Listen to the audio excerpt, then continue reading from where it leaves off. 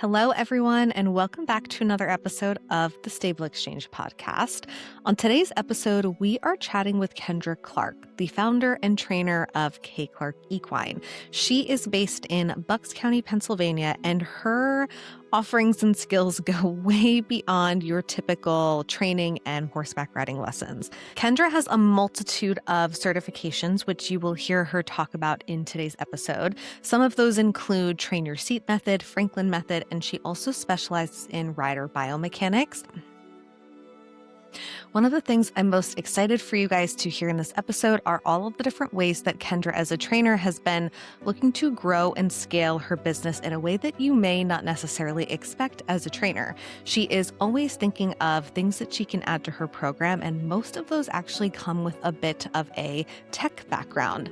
Kendra is one of the few riders in the United States to have a Racewood Equestrian Simulator, and she also has these new novel saddle and stirrup sensors that allow her to take a lot of the tech and data that she has access to in the simulator, which is based in one location, and take all of that on the road and actually bring that to clients on their horses. So if you are a trainer, a barn manager, an aspiring trainer, someone who is looking to grow their program and wants some ideas on how to grow in a way that doesn't always involve investing in that next lesson horse or buying that next project horse or increasing your volume of students that come through your barn every day or every week, I think you guys are going to love this episode and hearing Kendra's story on how she has built and grown a super sustainable business as a trainer in the horse industry. So Kendra, one of the biggest reasons why I was so excited to have you on as the first trainer that we're talking to on the podcast is because I find it so difficult for some trainers to truly build a sustainable program that thrives and grows. And you're one of those people in particular that I find is always looking for new ways to innovate with their lesson program, which isn't something that you see very often. So before we get into some of those details, I would love to first know a little bit more about your origin story, because although we've known each other for a little while, I actually don't know too much about your early days starting Clarke Equine. So take us back a few years. Yeah. I was really lucky that I got to do a college program for trainers at Del Val, what used to be college, now university. And through there, I did the Harperty exchange program in England. And I basically like fell in love and was like, Mom, I don't want to leave. So she said, get a job. And that was kind of the most pivotal moment of my career. I ended up working for a woman, Louise Davison, who kind of opened me up to like the big leagues. She trained with Carl Hester, Conrad Schumacher. So I got to see FEI dressage in a light that I just hadn't seen over here in the United States. And kind of my mom was like, you had to finish school, so you got to like come back over here. So I ended up working for an FEI trainer locally to Pennsylvania, New Jersey, and just had a few things like that I wasn't completely happy with over there. My horse had passed away, and I kind of was like, I don't know where I want to be when I grow up now. Like I was going to be a horse trainer my entire life. And so then I kind of used grad school as an excuse to like reset myself. But that was kind of like my pivoting moment where I did a lot of my projects on Clarke Equine. My teachers were really, really supportive. So I did a demographic analysis, competitor analysis, all these things that the average horse trainer doesn't get set up for in their like day one. So through that, I saw that in our area, we have lots of FEI dressage, jumping, eventing. We have the upper echelons of trainers over here, but nobody was talking biomechanics like they were in England. When I was over in England too, I got exposed to some advanced biomechanics classes for horses and riders. I got exposed to the early days of the riding simulators back before it like had any, fancy buttons and sensors and things. So I kind of saw that like nobody was doing it over here. I could compete and, swim with all the big FEI fishes, or I could just make my own niche. So I got certified in Franklin method, train your seat, centered riding, and kind of like one of the other little things that is like, I don't know, another piece of my origin story that just feels important is my horse passed away and I didn't know what I wanted to do anymore. And I was really lucky that he had life insurance. So I got a check for $10,000 and that's how I survived my first year of rent. And No way. without Tristan, like that money is what gave me a little bit of a cushion. And Wow. I didn't start off as, you know, the biomechanics trainer that I am now, of course, that I was doing like gig modeling work. I worked for just other barns cleaning stalls. And like, I Mhm. remember when I used to charge $30 a lesson because that's like just all you Yes. could do. Yeah. So yeah, I started in the weeds like everybody else, and then just kept building and building with these certifications that nobody else was having in the US yet. So I kind of just jumped on those opportunities first. Yeah, it is so common. I think so often any career that you're starting in the horse industry, it starts with some sort of grind and some sort of hustle. Like I was a full-time barn manager and I still fed horses at another barn down the street before I would start work at my full-time job. I would teach on the farm where I was working and then go teach at two other barns in town. So you just have to find those scrappy ways to make money in the beginning until you can build something really sustainable. Absolutely. And that is one thing that I've always known of your story is that you seem to have always figured out the gaps in the industry and where you could provide more value. So I love that you went into that with a lot of intention, always going for that next certification. A lot of your certifications, especially early on, seem to be very focused on rider fitness just as much as horse fitness. So can you talk a little bit about why it was so important beyond a differentiator from like a marketing and business perspective, from a riding perspective and training perspective? Why was that so important for you to focus on? So the one like thing that I kind of wish the horse world would figure out a way to do better is that the joke is if somebody was dumb enough to pay my husband $20, he could become a professional. So I believe in certifications. I believe in showing people that I know what I'm talking about, especially when it comes to anything horse and rider biomechanics, because you can easily harm a horse or a rider if you just don't know, how the foot is intertwined with the hip and things like that. Same with like the horse, the how the foot impacts the shoulder, all that Yeah. good stuff. So I kind of saw it as a like almost like a sanity necessity that I just didn't feel good in my core being like, I'm a biomechanics specialist. Well, prove it. So I did prove it. And when I saw these certifications coming, it was kind of one of those things where I was like, well, if somebody's going to be doing this, so it might as well be me. Like, and I guess Right. that's almost like my competitive, like little not so great side of being, at the time, like 26, 27 years old, that I was like, well, I want to be the first. So Well, you have to I'm think gonna that make way the though. leaps. Yeah, you Yeah, have to think that way sometimes because it is always the best to be the first at something. yeah. And it was a little daunting because it's like, okay, well, I'm in a world more dressage than hunters and jumpers, with my background of riding through the rest of my life. That's like, okay, a lot of people see if you don't have your bronze medal, gold, silver, etc., Mhm. are you a real dressage trainer? Yes. And Interesting. Yeah. without sounding too negative towards other trainers in their journeys, I wanted to prove to the clientele that I know this information rather than I sat on a horse and went down the center line. There's no way to prove that somebody with a gold medal developed that horse or sat on that horse for that 10 minutes. And It's a I good take point. note, like, you know, nothing against a trainer that has made it to the Grand Prix. That is no easy feat. But I was more in the like, okay, do I go pay and like earn my bronze medal and be another person with their bronze medal, or spend the money and be the first with all four parts of train your seat in the US? I think last I Yes. checked, there might be like two of us. I hope by now there's more of us. Right. It's no, it's pretty incredible. It's so true. I mean, I see dressage trainers all the time kind of posting about their medals, but you always seem to go the extra mile and have that extra layer. When you first started marketing your program, do you find that you had to really educate your clients on the importance of those certifications, or was it something that was generally understood? Because I imagine it seems to be more well known now. Like I see a lot of people talking about rider biomechanics, but back when you started, I think it probably maybe wasn't quite as common.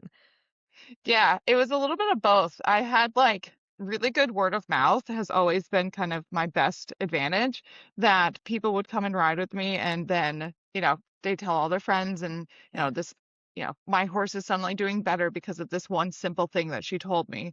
But then there's on the flip side, it was some marketing and like, this is, my bump towards you. Like the moment I had that website you built me, like everybody was like, oh, like now I get this. Like, like I did joke that I'm like, okay, if I just done like this website done in year 3 instead of year 5, like, but that was like as like silly and simple as it is, but not simple Yeah. type deal. That the moment I got a website that said it so bluntly, this is what I Right. do, this is who I am, people could just digest the nuances and niche that I've Yeah. created, and that combined with, the word of mouth, I don't really remember how much, like in the beginning, like, Facebook was always the marketing kind of way to go. And then when I got a head trainer position where I was like basically running my barn out of, or my operation out of a barn, then that was helpful too, because then I could say, hey, you can come to me instead of just traveling all over. And then Yes. it's just like face to face time. I invested in doing the horse expo, which felt super daunting. And I did that for like 4 or 5 years. And then eventually did equine affair up in Massachusetts, but just getting face to face with people to be like, oh, I can see how you walk in XYZ way. Let me guess, your horse falls to the left. And they're like, how'd you know that? Like, that's voodoo. So you had to like prove to them the witchcraft a little bit. Well, and show that you can start with the foundations before you even really see them on the horse. That's another thing I don't always see a lot of trainers thinking about or investing time into is going to expos and getting out there in person beyond maybe just community events in their immediate area. But with your certifications, I can see how it's so beneficial because I know you've also done demos at some of these venues before too. So it seems like such a great way to just build authority and thought leadership in the space. Absolutely. And it's like the power of a PowerPoint lecture. Like, yes, it's really cool to teach the lesson and whatnot, but it's some of the best, like, kind of feedback I've gotten is from just doing PowerPoint lectures and being able to, like, intimately answer tons of Yeah. questions. Like, it's, it's people can get so much spark and joy, even if, the horses aren't in the room with us. Yeah. No, it's true. And it gives you the opportunity to serve so many more people sometimes because you don't just always have to have those one-on-one back-to-back private lessons.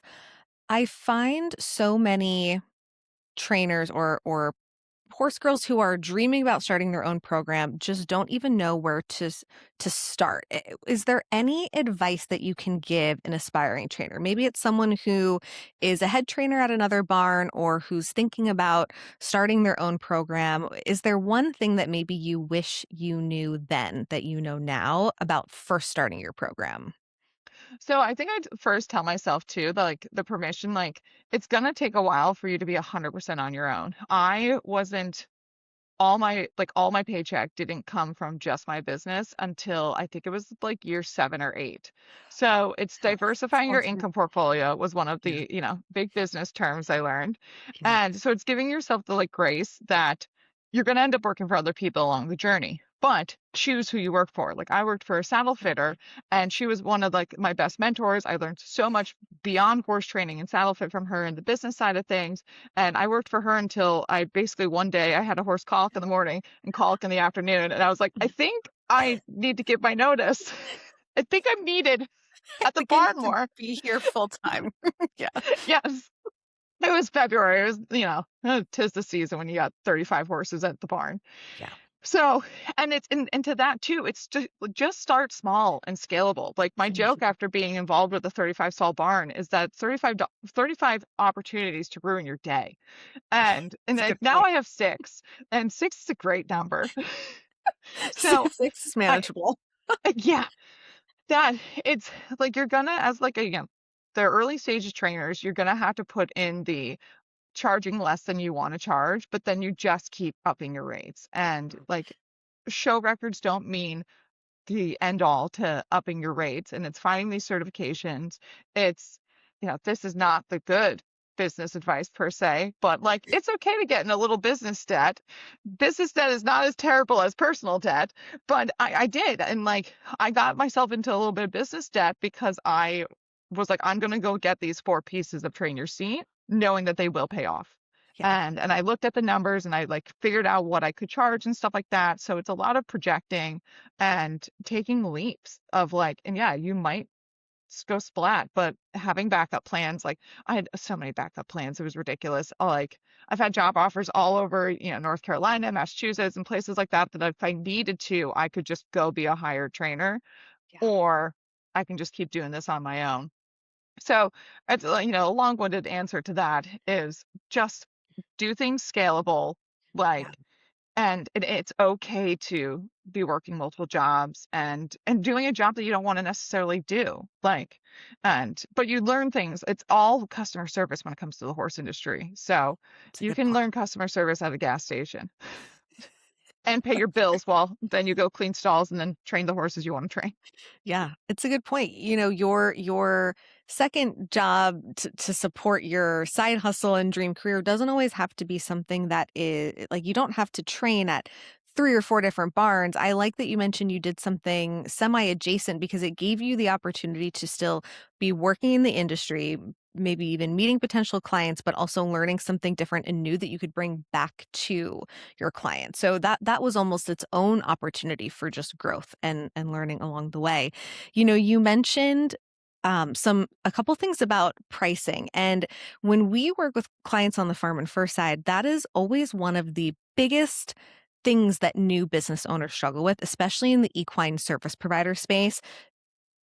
Everyone from trainers to even body workers struggle so much with knowing what to charge. Do I charge a travel fee? How do I raise my prices? How do I go about communicating that to clients? So you mentioned that you maybe first started at that like $30 a lesson range. And I know you've added a lot of other scalable services over time, which we'll get to. I'm curious how you knew when it was the right time to raise your prices. So a couple times, there's been I don't have any more hours to give, so I guess I'm going to raise my rates. And if a few people drop off, I've earned some sanity back. And sometimes that backfires in all the right ways. When I just up my rates on the simulator lessons, I'm like, well, I'm still as busy, so that means I'm probably Yeah. still could charge more, but it's that that fear of when you raise your rates, how many you're going to lose. And if you have the service that is like has value and that you have a personality that aligns with your clients and empathy and good communication and all those good business skills, like they're they're going to be fine with it. Yeah. So then I kind of joke too that I remember like having some conversation of like throughout the years, and somebody was like, "Well, like, how do dog groomers like charge?" And I'm like, "Well, they charge a mileage fee. If their Yeah. dog bites, they charge a hazard fee. I hope." Like, so it's like Good point. us in the equestrian kind of space, we get stuck being like, well, I'm doing this for my passion. Like, no, you're doing this to pay your bills and to like make a living, and you deserve to be able to take time off and like pay your health care and all Yeah. the things that are come with just living life. So I had this conversation actually with a trainer friend yesterday that it's like, okay, what increase in, fixed and variable costs do you have over a 6-month span? Is it 10%? Okay, you got up your rate by 15%. And, Yeah. so there's that. It's just when there's the expenses are going up, you have no Mhm. option. Yeah. Then on the flip side too is like for me, when I was starting off and like not sure like exactly what I wanted to charge, I called it the crazy surcharge.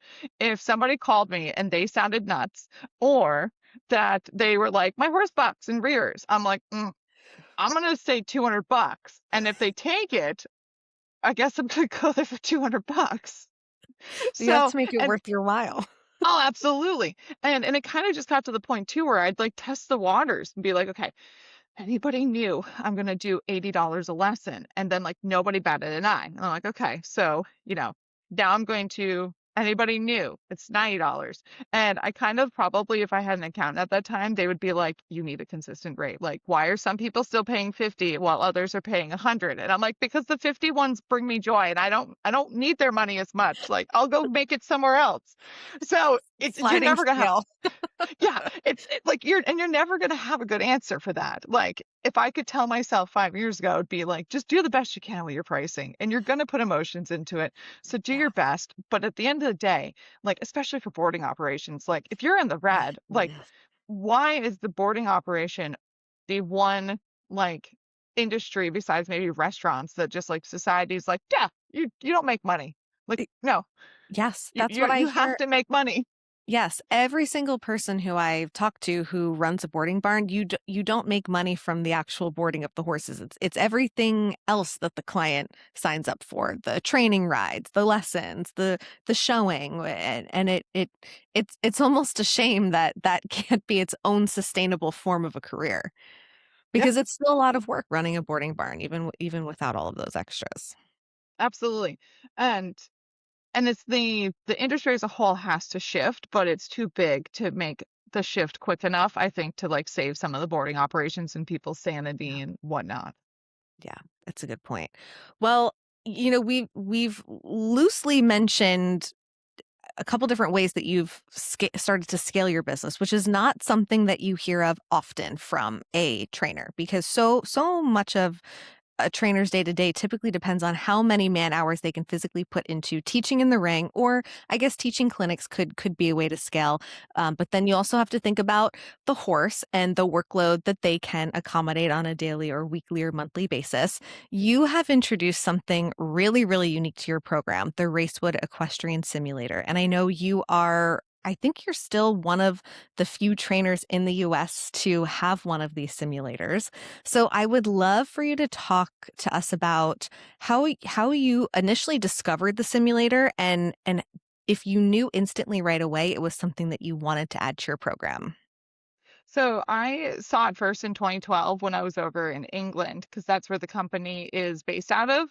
We were told like you have to take this horse and rider class because you get to ride the simulator. And it was just like walk, track, canter, it had buttons and like it's so bare bones compared to what Wow. I have now.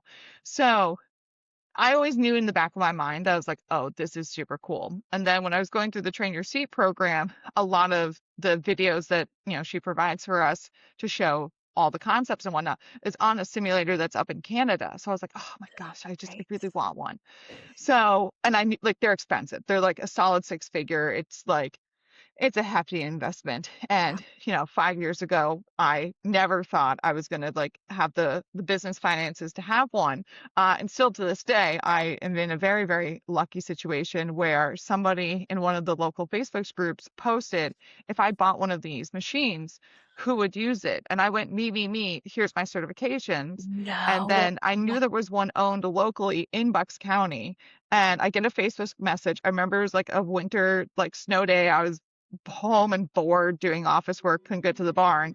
And I get this Facebook message basically being like, hi, I have one. Do you want to talk? And I was like, yes, yes, yes. I'm like, I'm Oh texting you. my, I'm on the messenger. I'm over here. Like squealing in my like living room type deal. that's So I would like unbelievable. dropped everything, went and met her, and it was like love at first sight type deal. So um, Wow. then from that, so like now I've gotten more and more involved with Racewood, and I've had that for now about 2.5 years. Mm. I was the first American to go get certified, do the accredited program at Racewood. So I went over there Amazing. about 2 years ago, met the man that built the machine that I have. Blue is what we know her as. The joke is she's a mare because she titles on you. So it's Love it's that. just another like small company that found their niche as well.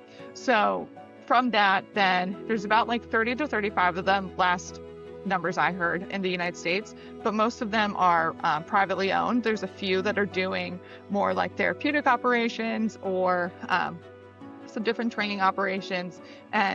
But from there, I kind of like looked and saw what my competitors were like in the US. And there wasn't anybody at the time doing train your seat with the simulators. Since then, there are more doing that. And then one of my good friends has one now down in Florida because she played on mine, one of the physical therapists. So it's now this like little community that, yes, we all technically are competitors, but it's more of a collaboration kind of mentality, which I wish the horse industry would do more of, because at the end of the day, I'm a specialist, and no different than the woman who starts the young horses or the Grand Prix trainer that puts your piaffe and passage on. Like, I can do that, but I don't do that day in and day out. But I do look at riders' seats all day long. So Yes. it's, I one day will put a piaffe and passage on a horse again, but I know where my bread and butter is. So I guess that's like to one of our previous questions too, like find your niche and just get Exactly. really good at it. Like, I think too many trainers try to do too many things at once. Like, I'm not going to start another horse. Like, I might start my Spanish horse at some point, is always the joke. But like, I don't take young horses anymore. I don't do the behavioral, you know, bucking and rearing things. That Mhm. I have a list of the trainers that will do it because they do it day in and day out. No different than, trainers send me their clients because I will go figure out why your left hip is acting weird, and then give you some homework and some exercises, and off you go back to riding, your upper level horse with your upper level trainer. Yeah. So, um, yeah, that's kind of, yeah, I'm known for answering one question and then ending up No, completely sideways. I'm glad that you mentioned that because it's so true. You know, if someone were to look at your website or everything that you offer, you offer a lot because you have a lot of certifications and a lot of capabilities, but everything funnels into that one niche and is built off of that one foundation. Where a lot of people go wrong is, like you said, they offer too many things that takes them away from the focus of what's the foundation? What am I going to this person specifically for, because they're the best at it. And that's something that I think you've done really well, even though you've gone what I would call deep and narrow versus going wide, which is super important. Now, I know Blue is based at a different location than where you primarily train. Would you say that your marketing for the simulator sessions is a little bit different than how you would market your program at the barn? And do you have a lot of crossover in clients, or does it tend to be two different clientele? So some days it feels like I'm running two different businesses, and some days it feels like I'm running one.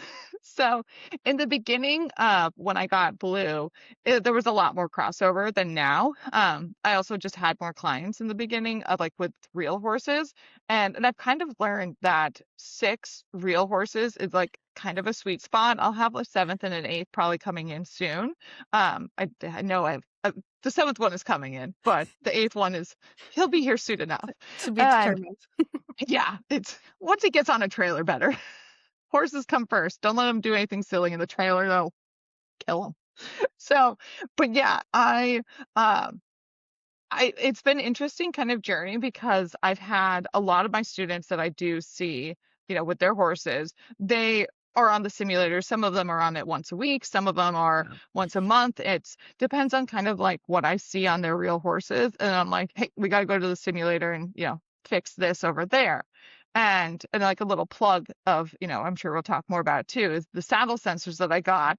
Like, Yeah. I can now also just be like, instead of going to Blue, we'll use the saddle sensors on your horse and kind of get like both benefits. But then for the like marketing side of it and like kind of the clientele base on Blue, it's interesting because I have some people that come once a week, a lot of them, most of them probably come now once a month. And that's been almost like the kind of, I've had to learn a lot on how to run that kind of scheduling of Mm, like clients that are not just every Monday at 4 o'clock type deal, like a typical right. lesson barn or training operation. Yeah. So there's a little bit of growing pains, figuring out what scheduling platform. Because now with the simulator, I think I'm almost booking like 2 months in advance. And I have Amazing. a lot of people that will like book like the next 6 months so that they know they can get like their spot. Yeah. So that's been pretty cool. And I've kind of found that, like, depending on the person, once a month is fine, that they can just go home, do their homework. They can reach me at any time that they need to. Yeah. I have some people who will have me, they'll video their lesson, and then I just like come from my home and like kind of watch their lesson, analyze it, and then bring that information with me to the simulator. That's also something I had to be like, oh yeah, no, that's still a cost of a lesson. Like I Yep. could have been teaching, so you got to, you know, charge for your time sitting in front of your laptop as much as you do in front of the horse. So there's a little growing pains on that too. But yeah, no, it's been interesting to see the two sides, and it's almost made it like better for my sanity having the two sides. That if something like today, it's 100 degrees out, tomorrow it's miserable. I'm not working horses. Like we're just shifting gears and going to the simulator, and like I almost have that benefit of no more snow days. Like even this winter, it was a horrible winter at like for like I don't know 3 weeks. I think I just like told the horses they were pretty, and we all just went to the simulator. No, it's a good point. And even if you have a horse who maybe is injured or needs a little bit time off, that doesn't mean that now that's time that you're not working. And I've talked to a couple people now on the podcast who have different apps in the horse industry. One is a barn and lesson program management platform. The other was an app for buying and selling of horses. And one thing we talked about was how it's so difficult for trainers sometimes because you put so much of your eggs in the basket of the horses and their ability to perform and help pay their own bills and pay your bills that I think having something like this just takes the pressure off of them and takes the pressure off of you so that you don't just have to be so focused on the performance of the horses. You can almost put a little bit more emphasis on their health and welfare, which is something that I think would be so important if the industry could really keep moving in that direction. Yeah, absolutely. And I only own one lesson horse. He's going to turn 25 like in the next week, and his quality of life has improved drastically because nobody gets to ride him first. That you have to take a lesson on the simulator and you get to ride Reggie when I say so. And if you don't like that, Amazing. that's okay. Like it's been really interesting to see like I put my horse first. Dot. I Yeah. don't have to put like, the clients and their dollar first. And, Reggie is 25 and in the best shape of his life. He's not on Equiox. He's not on any drugs or anything like that to help him out. He just has really good body work and proper riding and balanced Yeah. riders on his back that I wish more people were able to get the simulators. And I do get it that it's a 2-year wait, depending on which Yeah. model you get. It's a solid 6-figure investment. Like it's not easy for somebody who isn't as lucky as I was to have one just end up in my Facebook Messenger. But it's a way to just like keep your horses healthy, safe, etc. Now, on the flip side of that, the joke is Blue still does have bills, and there's mechanical things that do go wrong. And Fair. I'm lucky my husband knows computers and mechanical sides of things. So there has been a few days where Reggie had to do Blue's lessons for her, and vice versa. It's all a balance. Yeah, like you're not getting away from a vet bill just because it's doesn't breathe. Fair. She's- That's a She good point. still has her bills. You're still gonna have some quirks and some tech issues, and I guess because Racewood is based in England, right? So you can't always just call someone up and have them do some live troubleshooting or have a tech come out to you. Some of it you Yeah. probably have to do on your own. Oh yeah, absolutely. And when the tech does come out, like we did, the owner of Racewood came out last year, that's a real vet bill. Like I felt like I was at Mid-Atlantic. So I can only imagine.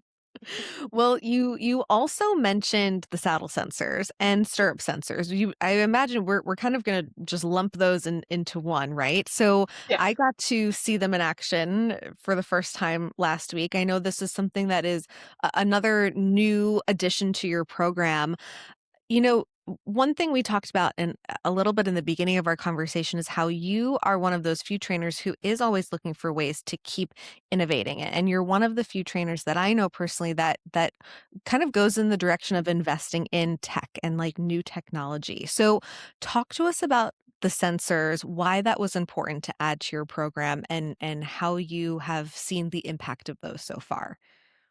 Yeah, so those were something that I saw all the benefits of the sensors on Blue, and everybody was, but can Bloom travel? Like, no, like it's an undertaking. She's bolted to the ground. Like she's Yeah. big.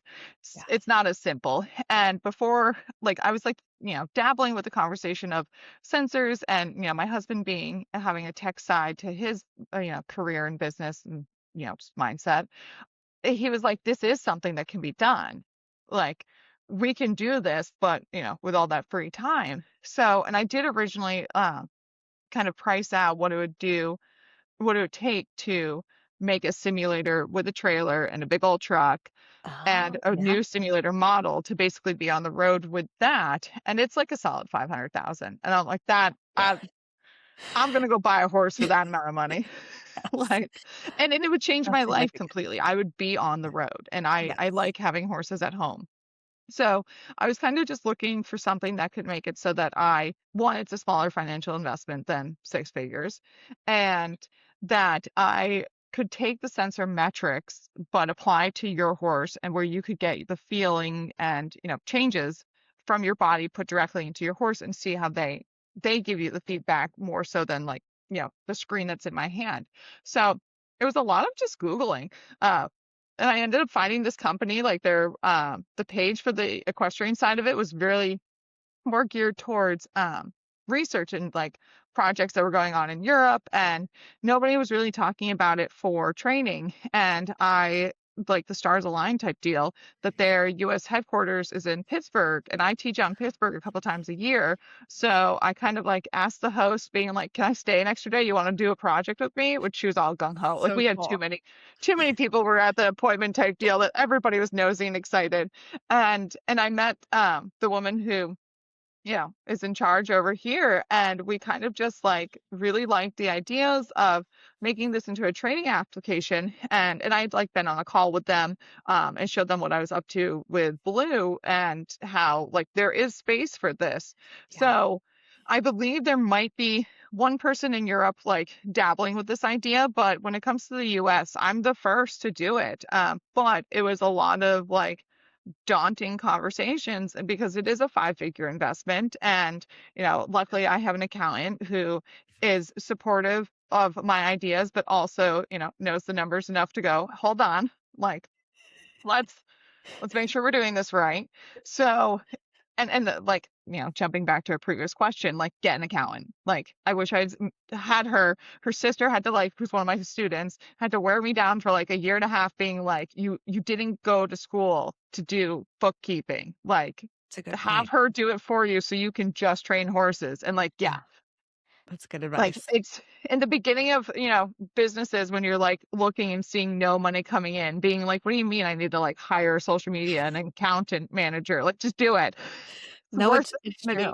Well, especially So because, you don't seem to accept just the status quo of running your business, like in a good way. Like you're always thinking about what's next. What can I add? What can I invest in that's going to be the next thing that I go all in on? So I definitely see how that's important, because otherwise you could just be making investments into things and just not having any idea if it was actually going to come back to you. yeah, and that's where like the grad school definitely came into play, because I had to do a marketing plan and a business plan that was for 1, 3, and 5 years, and they let me do it on K Clarke Equine. So I, graduated in 2018. So I was 3 years into the business with a plan, and even just the advertising and marketing plan had made it so that I knew I needed to be doing XYZ at all these checkpoints and whatnot. And it was fun to look back at the 5 years kind of plan and be like, okay, well, that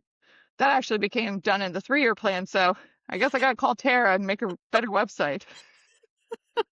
Like, One and step ahead. yeah. So so yeah, and it's and two for like the like always like innovating kind of side is that's gotta just be some kind of like red flag in my brain that like I'm like always like, okay, like just what can we do better for these horses Yeah. and the riders too, of course. But like I know when we were together doing all the social media stuff that I'd said like when I travel to clinics, I see a lot of horses just getting blamed for the riders. And sometimes it's just convincing the riders or the trainers that, like, it is us. And yeah, I can do it and show you, like, if you start using your hip a little bit better, oh, your horse's walk all of a sudden is better.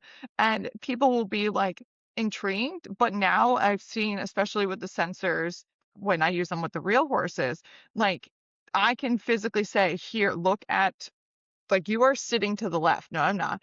Yes, you are. Like, Mhm. you cannot fight the data. I zero out the sensors. I make Yes. sure that they're even in your saddle. Like, I do all the checks and balances Yes. to not give you any excuses, but it's there. So it's definitely a humbling process that I think the horse industry is going to have to like open up to. And I think it is. I think these, I've invested partially in these sensors now versus a couple of years ago. Also, I didn't know about them, but I think the industry itself is ready for them. And it'll be really interesting to see kind of like where all this launching of it goes, because so far every single rider, either in my program or at like, a clinic that sometimes I've worked with the people, sometimes I haven't previously, every single person has gone, oh, like we need to do better. And like even it, myself too, and like a little humbling experience. I have one of my clients whose mare is fabulous. She will tattle on you. She's got lots of different like medical history things that make it so that we have to be really conscientious of how we're, spending our time with her. And I, but from just watching her ride around for the past couple of weeks, have been telling her, to do this in the corners.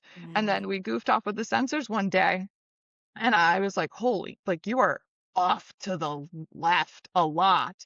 And it was technically backwards of what I was cueing her and what I thought needed to be done. And as soon as she like Interesting. stepped to the right, even though she was tracking right, and you'd always like, she looked like she needed to go to the Wow. left, boom, the horse moved so much better. So Wow. it's just sometimes the rider's bones will be positioned in one space Yeah. but their weight is actually in another. And it's like Nice. almost showing me that, like, yes, train your eyes and get really good at like watching riders and horses move, but Mhm. sometimes it's not what we think it is. Yeah. And so, yeah, It takes now the I like guesswork out of it.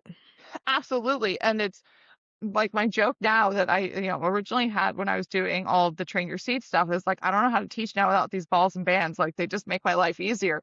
Now, when I don't have the sensors with me, I'm like, I wish I brought the sensors. Like, It's so I can just know what's going on right here. Like, it's like when we start relying on like ChatGPT and Claude to like write all of our emails for us, and then we have to just think of something off the cuff. I mean the tech and the data does just make things so black and white. So I guess to give listeners a visual if they're not familiar with how the sensors work, you actually put a really thin sensor on the saddle and then one sensor on each stirrup. So and then you have all of that data going to you in real time onto a tablet where you can actually see if a rider is sitting more on their left seat bone versus right seat bone and seeing how they're balanced in the saddle from a seat perspective and the stirrup perspective. So like you said, the data won't lie. And I imagine it just gives you the opportunity to just fix things more quickly in the moment, which will actually help riders probably achieve their goals even faster. And I always found I would if I was on a horse that maybe felt a little bit unbalanced, I would always overcompensate. But then I would get on a different horse and I would still have all of that muscle memory from the horse that I was primarily always riding and kind of bring some of those bad habits to the next horse. So I can just see how it just helps you be a better rider overall, having more information than less. yeah, absolutely. And and it's amazing too. Like I had a rider at the simulator that any of us would have looked at her and been like, her bones are beautiful. Like she's in perfect alignment. She is balanced. Like this is the dream. But on the metrics, she was way off to the Mm. left, and her Oh, horse struggled with picking up the left lead. And so I had to be like, okay, without moving your bones, I need you to like turn the lights on the right side of your body, like the lights are all on the left side. And we did like different exercises and things. And she did a really good job of keeping her bones where I needed them to be. Yeah. And by the end of the lesson, she's like, my left or my right side feels like it's on fire. Like there's just so much electricity. And she got the metric straight. But Yeah. again, if I was looking at her on a real horse, I would have been like, oh, it's the horse isn't picking up the left lead because of the Yes. horse. Which sometimes, like, it, I always want it to be the rider is a joke because then it's less expensive and you're not calling the vet and whatnot. Good point. But it just keeps going back to like we're doing things that we don't even realize we're doing. And I want riders to be able to realize it, and I want it to be accessible to all like of the demographics. So like I don't want to price myself back to that kind of conversation where only the elite can, come see me. That I Yes. want to be able to take the saddle sensors. I can fly with those. That was one of my main conversations that I had about them because I'd love to, take those and travel on clinics and things to the people who might not be able to get, themselves and all, 10 of their riders out to the simulator, Yes. here in Pennsylvania. So yeah, and I just really always wanted to cater to the like average adult amateur clientele Mhm. base as much as like the elite type riders, like this can trickle up to them instead of trickling down to the adult amateur. Yes. So another kind of side thought of the business. I love that you mentioned that. I hadn't heard you say it in that way before, and it makes a lot of sense because usually it is the elite riders or the riders at like the top tier show barns or the ones with really big competitive goals that always kind of get, first access to whatever is maybe new and kind of glitzy or up and coming, but you're really making this accessible for even your average everyday rider who just wants to be a better rider for their own personal goals and for themselves and their horse. Maybe they don't even have show goals. And it is it just because they maybe don't have those show goals doesn't mean that they shouldn't have access to some of this new tech, that is just different and unique. Yeah. And it's like, I think a lot of adult amateurs kind of get stuck into this like bubble of being an amateur, where I know Yeah. lots of adult amateurs that if they wanted to, they could go be very, very accomplished professionals, that they just chose not to make a career out of it. So one of my like always kind of little sayings is that I want to train trainers, but you being a trainer Mm, doesn't mean that you are a professional or not. Like I want yeah. all of my clients to think of themselves as trainers because they ride their horses without me around. So they need to be able to be Good point. making decisions and, not rely on me. That the only difference, and honestly, the only differentiation between an adult amateur and me, according to USEF, again, is I get paid. So Good point. like, and yeah, I just want everybody to think about how they're training their horses and how they're training themselves, regardless of in essence their show status. Yeah, it makes a lot of sense. One thing we've also talked about is just accessibility in general from a trainer perspective into investing in all of these new pieces of tech or even just making investments, even into certification sometimes can be a big feat. So I would Absolutely. love for you to, you mentioned you have an accountant who seems to help you with a lot of these big financial decisions. But I do find it is sometimes rare for trainers to be in a position to be able to make these investments. So how do you approach financing some of these bigger investments into your business? And do you always feel really confident at the time of that investment that it is going to work? Or is it still just a little bit of I believe in this, but we have to wait and see?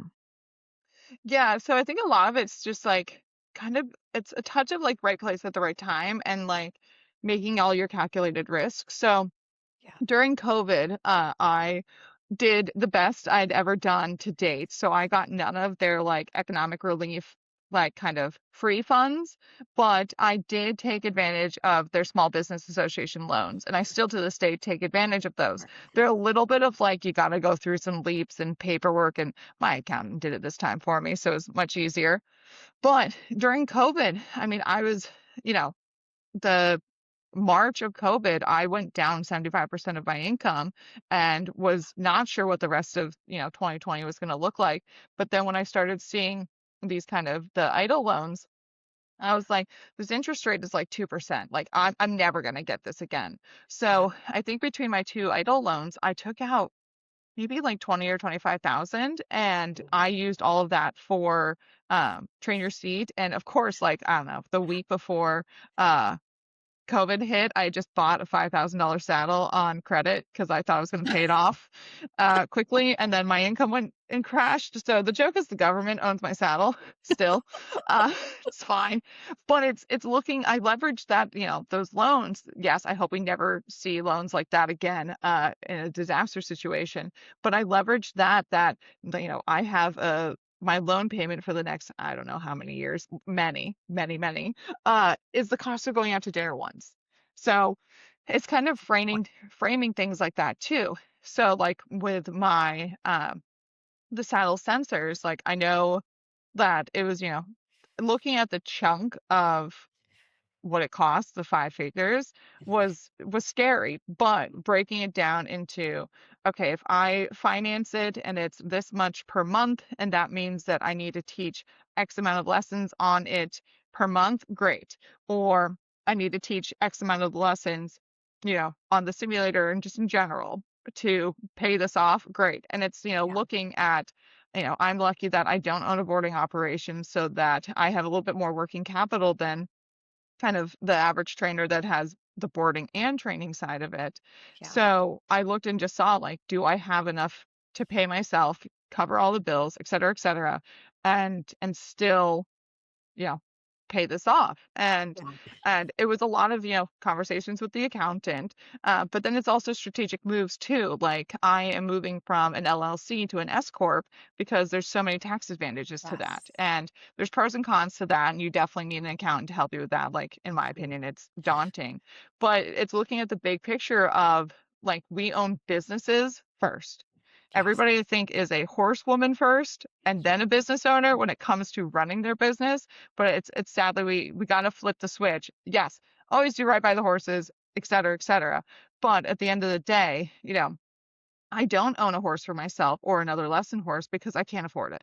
And I'm making these choices elsewhere to, you know, I had to get a new truck and that's a chunk. Like, that's board right there every month. So, but I had no option. And these saddle sensors, I joked with my husband, I was like, oh, well, I could have bought a horse. And it's like, yeah, but the sensors are sitting behind my desk right now. Like they Yeah. don't require a board. So it's a little bit pivoting too and seeing like, especially when it comes to a lesson horse, like Mhm. do you have enough in your day to day to deal with it? Combined with horses can sometimes be horses. Mine almost needed the vet for an emergency last weekend that he chose otherwise. So it's yeah. I kind of don't remember what the question was now.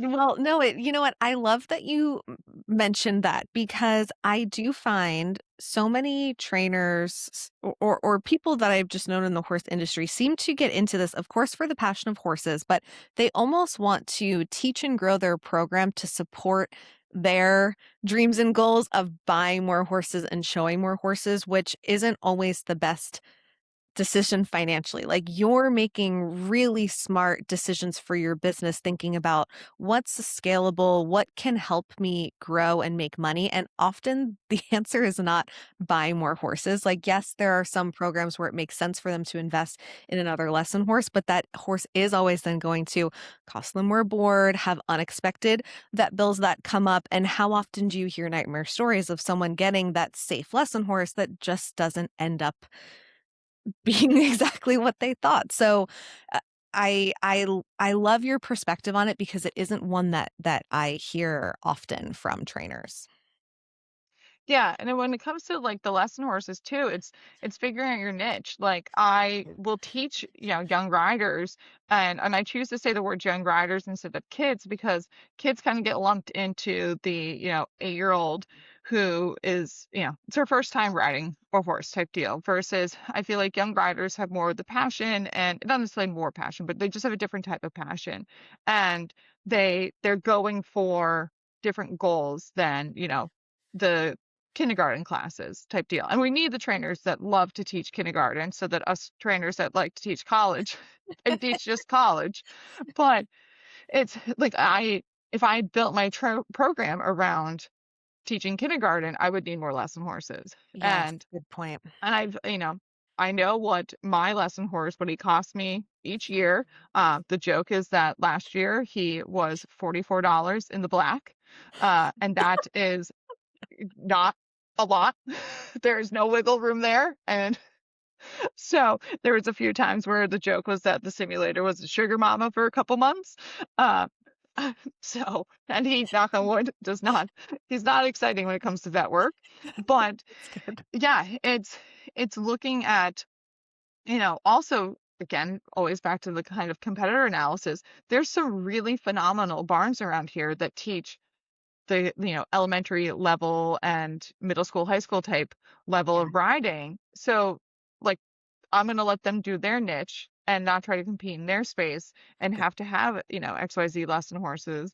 And then when those riders, start to come into the more of the young rider territory and get a little bit more specialized in their goals, that's usually when they find me. And at Yeah. that point too, it's the parents are looking more into investing in a horse or leasing in different situations that, again, I don't have to own the lesson horse.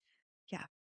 And which I think for a lot of trainers would be a bit of a relief. I would love to ask a couple of questions thinking about your business a little bit more from a bird's eye view. Again, thinking about that trainer who maybe has just started their program, someone who's wanting to get started, or someone who maybe has a few years under their belt but hasn't quite hit it quite right, and their business isn't exactly where they want it to be. Have you found that at any point over growing your business so far, you've ever had to make any really hard decisions for your business or made any significant pivots that ended up being kind of make it or break it moments for you? Yeah, I had a few, and I'm going to like respectfully not name names for any of this kind of story, but I've had a few times where it got to the point where I was at, a barn location, and it was like, I can't run my business here any longer. The clients are upset. And it got to the point where it's like, I have to make some kind of leap. This is, come and gone for this kind of era that we were in at this farm. So there was a few times in the, intentionally being vague that I had to be like, oh, I'm either going to sink or swim. And that's when you figure out, who's in your corner. I had a lot of clients that were super, super supportive, and still to this day, they are type deal. So those are the terrifying moments that like you just have to lean on. And one of the first big pivot, I basically only told two of my clients what was up. And even then, I was kind of vague on all the details. And then when everything was more announced, like, and everybody knew Mhm. more things, then the clients started to realize what was actually going on. And then when we had to make a bigger pivot the second time, I basically said to the clients, I can't carry this on my own this time. I'm not doing it for my mental health. I'm telling you everything. And they jumped in and they jumped to Yeah. action, even as something as simple as like, leading up to moving day. I remember I was like, okay, like, we're gonna go, here's the list of 10 projects we got to do to get ready for moving day. And like I get there and I'm like, what do you mean it's all done? And they're like, yeah, like It's amazing. we got this boss type deal. So Yeah. it's those scary moments, but it's it's knowing that you'll be fine type deal. Yes. And like, for lack of better words, like you're going to land on your ass a few times. Like most Mhm. businesses fail within the first, I think it's like the first 5 years. And if you make it Yeah. to 10 years, like you better throw a party type deal, which we did True. because 10 years is a feat. Doesn't matter which industry you're in. And Good point. and so for like a young trainer that's going through any pivoting moments, it's Mhm. always looking at the pros and cons, looking at, I mean, there's plenty of times where I was like, okay, if I shut my doors, what am I doing? If I really scale this back and I can only find a facility that has 4 stalls, not the 20 Yeah. stalls that I need, like, what am I going to do? And how am I going to pay the bills? And it's one always like kind of knowing what the bills are. Yeah. And that's again leveraging, I've very much leveraged multiple loans throughout the years and, credit card balance transfers and all that kind of stuff. So it's a little bit playing the money game. that being said, like, be safe with your money, people. Don't get Do in it a in a hole. smart way. Yes, And a you have smart an way. accountant, so you know at least Yes, you have a plan. yes. So, um, yeah, kind of to all of that, it's like in those pivoting moments too, is like also I just like the power of like leaning on a support system, especially in the equestrian space now. There's so many fabulous um, therapists for equestrians that I wish I had like talked to them more or known of them during some of these, pivoting moments of the career. Um, and it's like I could also see too on this like easily myself. Like I leaned on my husband a lot and we were just married and all that kind of stuff. So it's leaning on your support system, but also like it's a touch of like any industry. You had to pull up your bootstraps and like crack on. Like It's true. it's I definitely like struggled at times in like wallowing and like getting and overthinking. I'm an overthinker, and which is its good and bad thing, like That pros and actually cons. surprises me about you, 'cause, Oh in all of the ways that I know you, you come across to me as someone who's very decisive and confident in a way where I'm like, "Oh my gosh, this woman knows exactly what she wants and what she has to do to get there." That's the perspective that I have. yeah, I've made like four plans in my head, like the good, the bad, the ugly, the uglier, the fit, like the really bad, the extremely worst. Like I've always like and my therapist will have plenty to say about this type deal. I'm always the type that's like, okay, if these five scenarios happen, this is how I handle all five, which again, pros and cons, because it's maybe I can be prepared because I've already thought of it. Well, But it's then smart. then I Yeah. also sit on my couch and go, only think about the worst. And my husband's like, well, what if the worst doesn't happen? I'm like, but if it does, I'm prepared. Right, which that I mean, that's all you can do, it really is be prepared, you know? Yeah. Well, somewhat along those lines, I would consider you to be serious high performer. Like when I hear about your schedule and driving to multiple barns and even just how much you're able to fit in a day, accomplish in a day. We haven't really talked about it too much, but you also have an e-commerce store. You travel to expos and equine affair.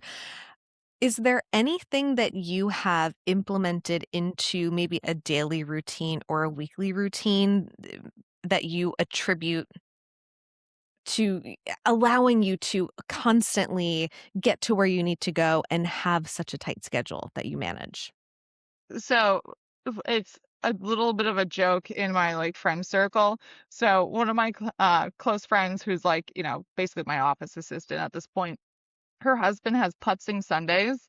So I've Okay. implemented putzing Mondays that I have now done a better job at carving out time for myself because I don't take a full day off like every Yeah. week. Like there's too many lessons to be taught. So I've implemented putzing Mondays where like I go to the gym, I either have PT, massage, or acupuncture, and that it's it too. I've implemented like I have to take care of myself. I had a bad injury about 2 years ago. Yeah. Oh no, yeah, 2 years ago, basically now. And that really like slammed Mm, me into the ground and was like, okay, I gotta take care of my own health as well. So a kind of a day that it's where I play catch up. I like yeah. teach two people that are nice and easy to teach, and they're just at the simulator, which is conveniently 10 minutes from my house. And like I can play catch up, but also like the amount of times I've like come home from acupuncture and it's like I eat lunch and I'm like, I'm gonna fall asleep on the couch for 3 hours. Like sometimes that's part of putzing Monday, and that's Yeah. fine. Like that's good. So that's a part of my like weekly routine because I fight this all the time. Like I I can see based on my schedule, like if I don't work on Saturday, there's hundreds of dollars gone. Yeah. And I mean, we had one Saturday afternoon recently that like there was a threat of storms, and if there's any risk of losing power, I can't turn the simulator on because Right. electronical things. Yeah. So I'm like, oh, like there goes the money. Yeah. But like one of my other passions is cooking, and I like instead spent the afternoon like baking and prepping for my brother's wedding. And I'm like, okay, like I have to do this more because like you have to keep doing the things that bring you joy. But Yeah. it's insanely hard, and I don't have a good answer for how to like balance all that out, especially when you look at the books. But to the flip side of that, always going back to my accountant, like she sends me the reports from, April of last year compared to April of this year.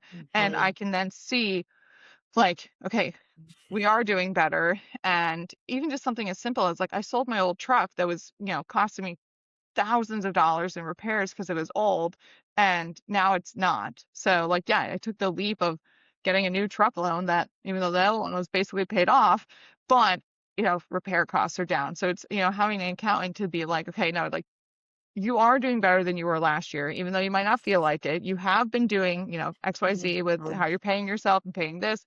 So I'm gonna have to send my accountant this podcast and be like, you can like, take a sip of your beer every time I say the word accountant. We honestly could have had her on as another guest to chime in. But I do love that she almost kind of sounds like a business partner in a way where she's really Yeah. helping you navigate a lot of these big important decisions so that you have the time and ability to focus on what you do best. Absolutely. And that was like one of the biggest game changers of bringing her on is that she's really good at what she does. And kind of a little bit of the joke is that when I was planning my wedding, I was like, I'm hiring everybody who's damn good at their job so that I can just do my job. Like, Yeah. I'm not going to care about what plates and things like that's the wedding planner. So, and it like my wedding was 99.9% perfection. Like, and it's Yeah. all because of like the vendor team. So I meant like I took that mentality to like, having you on the team and having the accountant that it's like just have somebody who's better at it than me. And like even to my husband's like, annoyance, he'll ask me some questions and I'm like, I don't know. Emily has that information. And he's like, you own the business. You should have that information. I'm like, I don't know. She's probably told me it, but it's okay. Like, so like you need to know your stuff when it comes to your business, but like it's okay that like I can, I know horses really, really well, and she knows my books really, really well. So she can like, dig out the information for me. And so again, it's, knowing your niche. Even though I have my Mhm. MBA, I'm still no accountant. That's its own MBA. Yeah, but I That's mean, its own master's MBA program. is such a broad spectrum, and Oh yeah. we haven't really talked about it in this exact way, but it sounds like a lot of what you do is smart delegating, which helps bring a lot of balance to your life, which I imagine allows you to be able to do all of these things that you can get done. And delegating doesn't always have to mean bringing on an assistant trainer or a barn manager. It can be Yeah. delegation in the form of these other specialties or contracted services that might be a better idea than just bringing in that assistant trainer to just increase your lesson volume.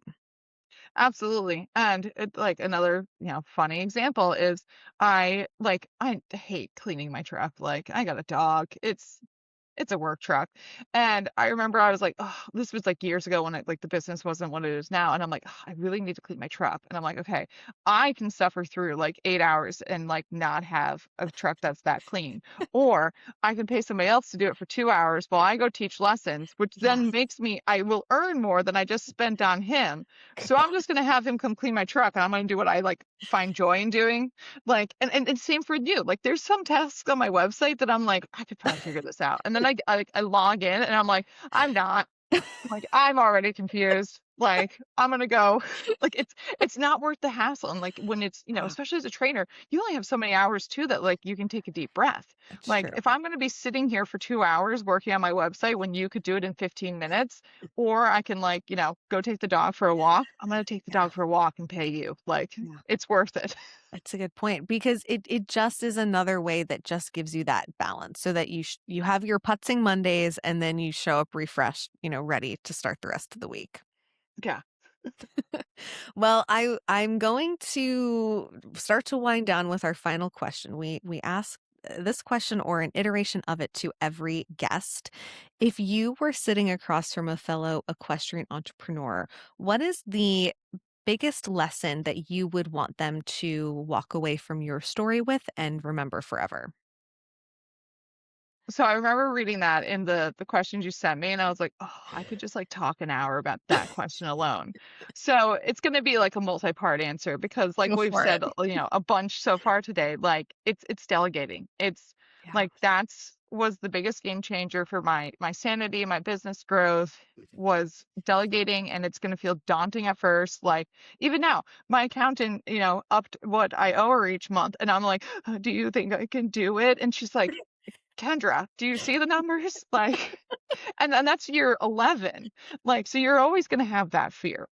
You're always going to have a little bit of like, when you lose a client, am I going to get a new client in? Yes. Yeah. Like the clients are always there. It's like have your integrity and have like empathy and like remember that like the clients are humans. Like one of the quickest and easiest ways that I see that clients like end up at my barn is when somebody, trainer, barn manager, farrier, etc., professional, is just being dismissive to them, to their horse's needs. And like the moment that a client like just doesn't feel like safe in the arena space, Yeah. you know, all that kind of emotional side of things, like that's when you've failed. And I've seen it too much that I I don't want like trainers to sell themselves like Mm.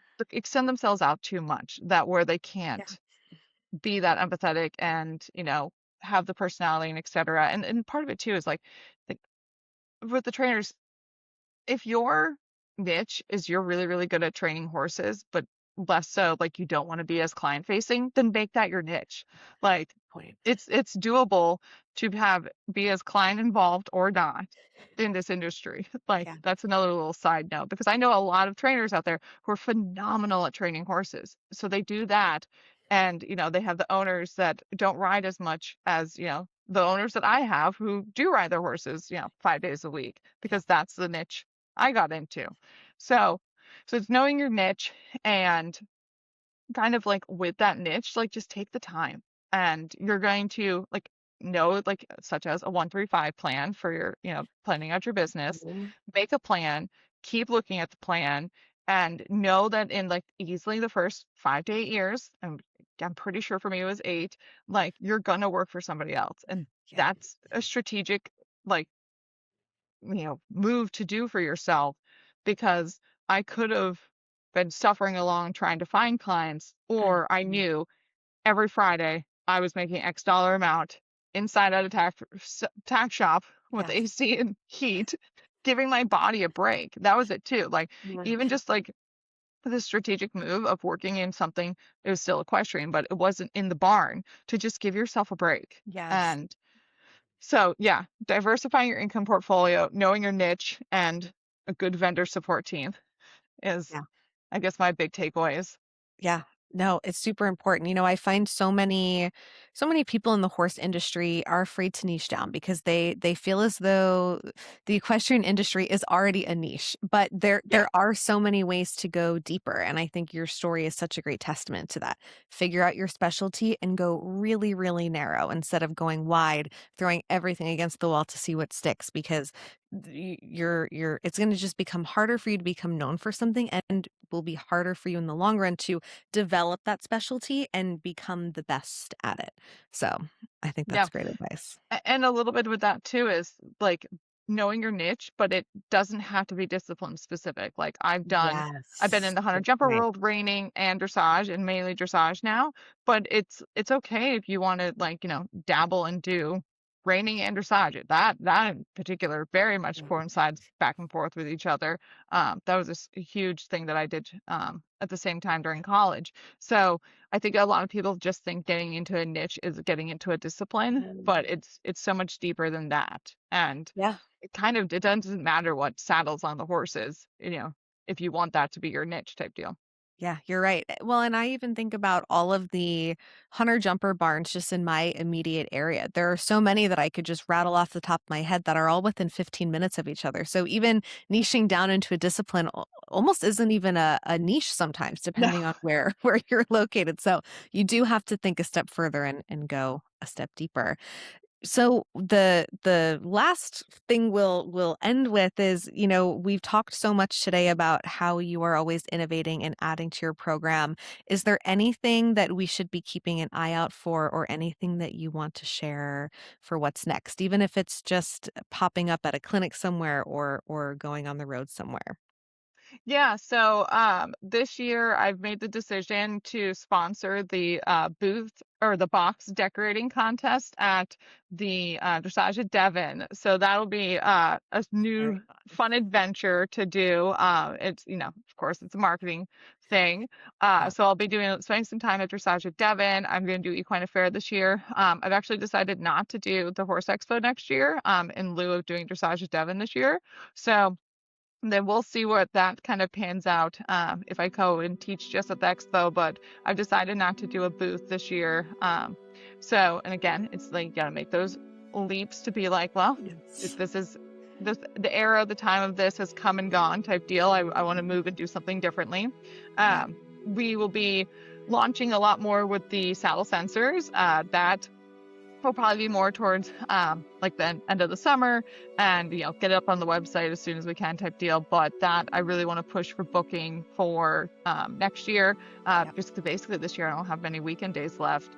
And Amazing. then I'm starting a little bit of a passion project to connect riders to fitness professionals who know that like the fitness professionals know about equestrians and our specific needs. So that's called Kinetic Rider. I'm in talks with a gym in Bucks County that will hopefully be the first in-person gym to offer equestrian specific needs programs. So with that, I'm hoping to grow it as far as anybody wants to go, that is an evaluation provided by me or a trainer that like is basically approved in the Kinetic Rider kind of space on your horse or on the simulator or with the sensors. And then that evaluation can get handed to a personal trainer that's in the like umbrella. So I'm hoping to get some other personal trainers in some horse dense areas involved so that the average adult amateur can satisfy all their fitness needs that they need in person and not just be limited to things that are online or classes, because if I'm sure there's many people like me that if I'm not with my personal trainer, I'm not working out. I am a You need terrible that student. accountability, in-person Oh yeah, accountability. yeah. So yeah, that's the other project that's kind of in the loop. But no, it's the biggest thing is these saddle sensors, because I'm just madly like in love with them and the changes that they're being able to show. So I really want to push and see if I can get those into like the para dressage space and kind of get some attention of like the bigger organizations that what I'm up to and the merit that it has for equestrians, because it's time for us to start leveraging tech that we're doing it everywhere else in life. So let's leverage it a little bit in the equestrian space too. Yeah, it's a great point. And by the time this episode airs, you guys will be able to go on to Kendra's website and actually see the sensors in action and really understand exactly what they do. So I'm excited for everyone to be able to learn more. Awesome. Well, thank you, Kendra, for joining us today and everything that you shared. I'm excited for everyone to hear your story. Great. Thank you for having me, and we'll continue this journey. It's been 5 years together and many, many more. I know, many more to come.